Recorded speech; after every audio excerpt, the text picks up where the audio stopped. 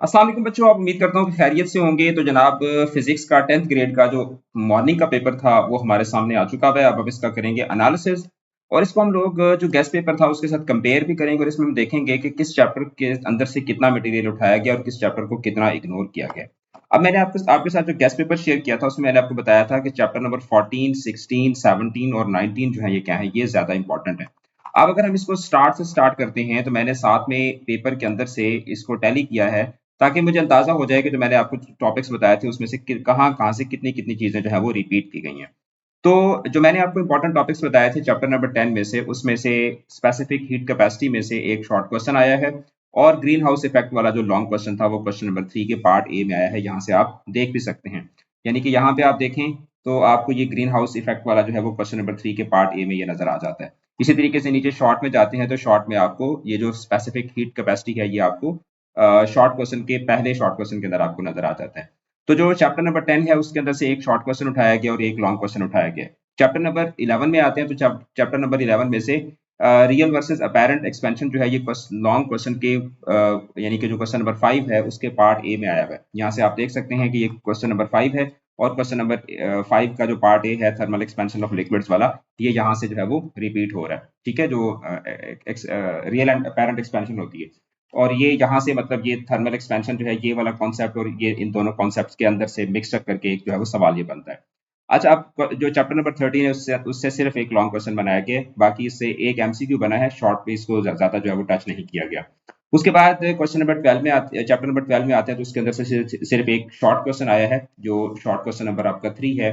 उसको अगर आप देखते हैं तो शॉर्ट क्वेश्चन नंबर जो 3 है आपका, नीचे चल के मैं आपको दिखाता हूँ। तो ये जो शॉर्ट क्वेश्चन नंबर 3 है, ये सीरीज और पैरेलल वाला, ये यहाँ से जो है वो उठाया गया है। और sorry, transverse and longitudinal waves जो है ये यहाँ से क्वेश्चन नंबर 3 का ये वाला पार्ट बनता है, ट्रांसफर वेव्स वाला, यहाँ से ये उठाया गया है। उसके बाद जैसे मैंने आपको बताया है, चैप्टर नंबर 13 जो है इसके अंदर से आपको एक लॉन्ग क्वेश्चन आया है। क्वेश्चन नंबर 4 का जो पार्ट ए है वो इस चैप्टर में से आया हुआ। क्वेश्चन नंबर ये 4 है आपका और क्वेश्चन नंबर 4 का जो पार्ट ए है, ठीक है, ये जो वेव्स वाला, ठीक है, लाउडनेस एंड पिच वाला जो जो क्वेश्चन है वो यहाँ से उठाया गया है। और बाकी इसके अंदर से कोई शॉर्ट क्वेश्चन जो है वो एक शॉर्ट क्वेश्चन इसमें से जो शॉर्ट क्वेश्चन नंबर 7 है वो आपका वो इस चैप्टर में से बना हुआ है। यानी अगर आप शॉर्ट क्वेश्चन में जाते हैं तो शॉर्ट क्वेश्चन नंबर आपका जो 7 है ये पिच एंड लाउडनेस में से यहाँ से बना हुआ है। तो इसमें से चैप्टर नंबर 13 जो है इसमें से भी क्या है, एक लॉन्ग क्वेश्चन आया है और एक शॉर्ट क्वेश्चन आया है। अब जो चैप्टर नंबर 14 है इसमें से सबसे ज्यादा पेपर बना है। इसमें जो स्नेल्स लॉ है ये शॉर्ट में आया हुआ था, ठीक है, शॉर्ट शॉर्ट क्वेश्चन नंबर 4। इसके अलावा जो थिन लेंस और आई डिफेक्टेंट करेक्शन है ये आपका लॉन्ग में आया हुआ था, क्वेश्चन नंबर 4 के का जो बी पार्ट होता है। और इसके अलावा मैग्निफिकेशन वाला जो कॉन्सेप्ट था वो शॉर्ट में आया हुआ था। यानी कि जो चैप्टर नंबर 14 है, जैसे मैंने यहाँ पर आपको बताया था कि जो हाई स्कोरिंग चैप्टर्स हैं उसमें मैंने आपको बताया हुआ था कि चैप्टर नंबर 14 आता है। तो चैप्टर नंबर 14 में से आप देखें कि दो शॉर्ट क्वेश्चन भी बने हुए हैं, इसमें से एमसीक्यूज भी बने हुए हैं और इसके अलावा इसके अंदर से एक लॉन्ग क्वेश्चन भी बना हुआ है, जिस तरीके से आपको मैंने बताया था। उसके बाद हम चैप्टर नंबर 15 पे आते हैं। तो चैप्टर नंबर 15 में से एक शॉर्ट क्वेश्चन आया है इलेक्ट्रिक फील्ड वाला, जो सेकंड शॉर्ट क्वेश्चन है। यहाँ से आप देखें तो ये आपको इलेक्ट्रिक फील्ड में से जो है वो सेकंड शॉर्ट क्वेश्चन बना हुआ है। उसके बाद फिर चैप्टर नंबर 16 में आते हैं। तो चैप्टर नंबर 16 जैसे मैंने आपको बताया था कि चैप्टर नंबर 16 14 16, नीचे मैं आपको दिखा देता हूँ कि कौन से चैप्टर मैंने आपको बताए थे। हाँ, 14, 16, 17 और 19। तो 14 में से देखें कितना पेपर बना हुआ है। इसी तरीके से फिर अगर आप आगे 16 को देखते हैं तो 16 के अंदर से दो शॉर्ट क्वेश्चन आए हुए हैं। ओहम्स लॉ भी आया हुआ है, इसके अलावा डीसी और एसी का जो कॉन्सेप्ट है ये भी आया हुआ है। ओहम्स लॉ जो था वो शॉर्ट क्वेश्चन नंबर 8 में था।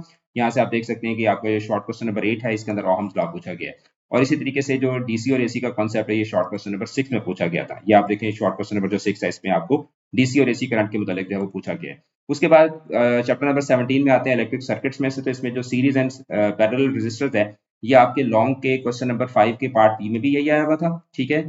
लॉन्ग का अगर आप ऊपर मैं आपको लेके जाता हूँ तो लॉन्ग का क्वेश्चन नंबर जो 5 है, ठीक है, इसके अंदर आप देखें तो यहाँ पे आपको जो है वो रेजिस्टर्स जो कनेक्टेड रेजिस्टर्स हैं इन पैरेलल, तो ये वाला कॉन्सेप्ट जो है वो यहाँ से पूछा गया है। और इसके अलावा हम आगे देखें तो शॉर्ट के अंदर भी आपको जो शॉर्ट क्वेश्चन नंबर 3 है उसके अंदर भी आपको ये वाला सवाल जो है वो पूछा गया है। शॉर्ट में ये क्वेश्चन नंबर 3 है तो उसके अंदर भी यही चीज जो है वो आपसे यहाँ पर पूछी गई है। यानी एक ही टॉपिक के अंदर से एक लॉन्ग भी बना हुआ है और एक शॉर्ट भी बना हुआ है। चैप्टर नंबर 18 जो था वो नीचे भी मैंने आपको चैप्टर नंबर 18 को हाईलाइट नहीं किया था, लेकिन यहाँ पर चैप्टर नंबर 18 को लेफ्ट नहीं करवाई गई। चैप्टर नंबर 18 से उस तरीके से जो है वो शॉर्ट एंड लॉन्ग में इसको नहीं टच किया गया। तो मेरी ये अंडरस्टैंडिंग है कि जो आपका इवनिंग वाला पेपर होगा, इवनिंग वाले पेपर में इस चैप्टर को टच किया जाएगा। उसके बाद जो चैप्टर नंबर 19 है इसके अंदर से क्वेश्चन नंबर 6 का जो पार्ट ए है वो लॉन्ग में आया हुआ था और इसमें लेंस लॉ जो है वो शॉर्ट के क्वेश्चन नंबर 5 में आया हुआ था। अब यहाँ पे आप शॉर्ट में देखें क्वेश्चन नंबर 5 जो है इसके अंदर आपको लेंस लॉ मिल जाता है, और इसके अलावा जो लॉन्ग में मैंने आपको बताया है कि लॉन्ग में ये क्वेश्चन नंबर 6 का पार्ट ए आया हुआ था। तो लॉन्ग का क्वेश्चन नंबर 6 का जो पार्ट ए है इसके अंदर आपको ये जो ट्रांसफार्मर वाला कॉन्सेप्ट है ये आपको यहाँ पे मिल जाता है। ठीक है, ये जनरेटर एंड ट्रांसफार्मर वाला कॉन्सेप्ट मिल जाता है। उसके बाद हम चैप्टर नंबर 20 में आते हैं, तो इसके अंदर से सिर्फ एक शॉर्ट क्वेश्चन बना है। ठीक है, और जो चैप्टर नंबर 21 है इसके अंदर से आपको एक जो क्वेश्चन नंबर 3 का जो पार्ट बी है वो आपको फिशन एंड फ्यूजन वाला जो कॉन्सेप्ट था वो आपको यहाँ पे लॉन्ग में मिल जाता है। ठीक है, लॉन्ग में आप देखें तो यहाँ पे आपको न्यूक्लियर फिशन वाला जो कॉन्सेप्ट है वो आपको मिल जाता है। तो अगर हम ओवरऑल गैस पेपर का एनालिसिस करते हैं तो आपका ये जो गैस पेपर था इसके अंदर से 11 शॉर्ट क्वेश्चंस आए हुए थे, और इसके अलावा यानी कि पार्ट ए जिससे यहाँ पे डिफरेंट पार्ट्स में आता है उस तरीके से अगर हम देखें तो इसमें से 7 जो थे वो लॉन्ग बने हुए थे। तो दैट मीन्स के 85 टू 90% जो पेपर था वो इसी यानी कि जो फाइल मैंने आपके साथ इंपॉर्टेंट क्वेश्चन की शेयर की थी उसी के अंदर से बना हुआ था। पेपर अगर इस पेपर को देखते हैं तो ये पेपर एक आसान पेपर था, एक यानी आसान तो नहीं कह सकते इसको, एक जिस तरह एक स्टैंडर्ड पेपर होता है उसी तरीके का एक पेपर बना हुआ था।